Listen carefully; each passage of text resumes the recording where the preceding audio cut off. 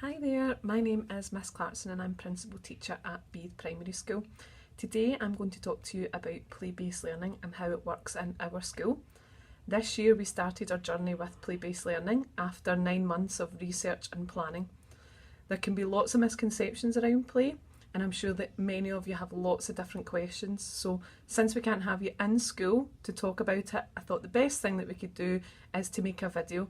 So I'll be talking a bit about what play-based learning is and how it looks in our school. I'll also be showing you lots of photographs and videos from your child's class. I'm sure you've been seeing lots of things on Seesaw, but sharing lots and lots of good practice and to explain the things that are happening in each stage. The reason that we decided on this approach was because research shows this is how children learn best, as it encourages independence, creativity, imagination and collaborative skills. Research also shows that children who learn in a play-based environment have improved success in literacy and numeracy, leading to greater potential in adult life. It creates a positive attitude towards learning and helps to develop lifelong skills. The Scottish Government advocate for a play-based approach, and you can read about this further in the Play Strategy for Scotland, Realising the Ambition and Building the Curriculum too. It also helps children to develop and grow at their own pace, meaning that they're challenged appropriately. So, a really common misconception that people have about play-based learning is that children are just playing. And people naturally start to wonder, when's the real learning taking place? When will my child learn to sit at a table? When will my child learn to hold a pencil? All of these different things. However, in actual fact, in play-based learning, children are learning. Children are learning in an environment that has been very carefully planned by the class teachers. In the classroom, we've set up 12 different areas.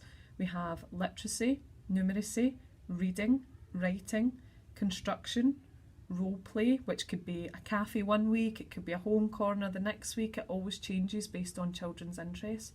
We also have fine motor, so that's thinking about developing the muscles in children's hands and fingers to help them to be able to write. We also have art, small world, that's thinking about lots of different things, maybe like Barbies, train sets, cars, all of that different kind of thing. Anything that enables children to play around with different characters and different roles. We also have loose parts, and in loose parts it's a really natural environment. We have things like acorns, corks, string, and children can do a whole host of things, make patterns, make pictures with these loose parts. We also have a tinking area, so children there will be playing around with different kind of old electronic items, opening them up and exploring. It's a fantastic way for children to develop lots of different skills. We also have a sand and water area, and although we have these 12 different areas, we are still developing numeracy and literacy in each and every single area. So those are the areas for free flow play. In a typical primary 1 to 2 classroom, I wanted to chat to you about what our day looks like, because I think it's very important for you to get a bit of an understanding about what is your child doing day to day. Are they just playing all day? What does a day look like? So I wanted to talk you through an average day in a primary 1 to 2 classroom. So we start as we've always started, with the register. We get the children together, we talk about what we're doing for the day, do our daily calendar, things like that, and then we have a whole class lesson. Now, the real big benefit of play-based learning and putting 2 classes together with 2 class teachers is that we can mix the children together and group them based on what they need to work on and what their abilities are.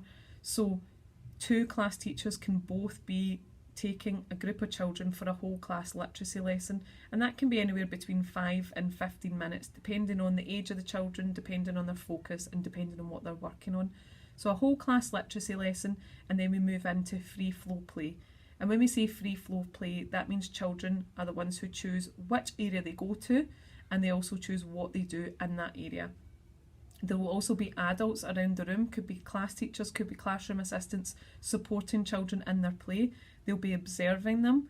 They'll be also diving into play with children, playing alongside them to take learning forward at the same time. Whilst free flow play is happening, normally 1 to 2 adults, so the class teacher, maybe a classroom assistant, will start to work with small groups or individual children at a time. Now this is fantastic. We never had this opportunity before when we were juggling groups in one big classroom before. So that means you take a small group at a time, you work with them to consolidate their learning, you work with them on their next steps, a small task, And because children are engaged in free flow play before and during, it means that when they're working with you, they're really engaged and focused and they're ready to learn because they haven't had to sit static for the full morning. So the teacher starts to work through all our different groups whilst children are engaged in free flow play, and then it will be playtime.